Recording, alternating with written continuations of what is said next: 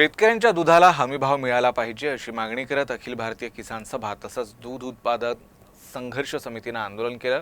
रस्त्यावर दूध फेकून त्यांनी निषेध व्यक्त केला। शेतकऱ्यांच्या दुधाला 65 रुपये लिटर भाव मिळावा, हमीभावासाठी कायदा व्हावा, शेतकऱ्यांना संपूर्ण कर्जमाफी द्यावी यासह विविध मागण्या करत अखिल भारतीय किसान सभा आणि दूध उत्पादक संघर्ष समितीतर्फे बुलढाणा जिल्ह्यातील बोरजवळा या गावी आंदोलन करण्यात आलं।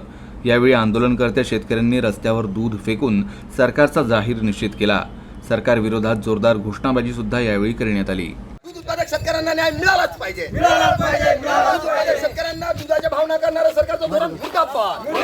दूध उत्पादक शेतकऱ्यांना न्याय मिळालाच पाहिजे। दूध उत्पादक शेतकऱ्यांचं धोरण दुधाला भाव नाकारणारं सरकारचं धोरण मुर्दाबाद।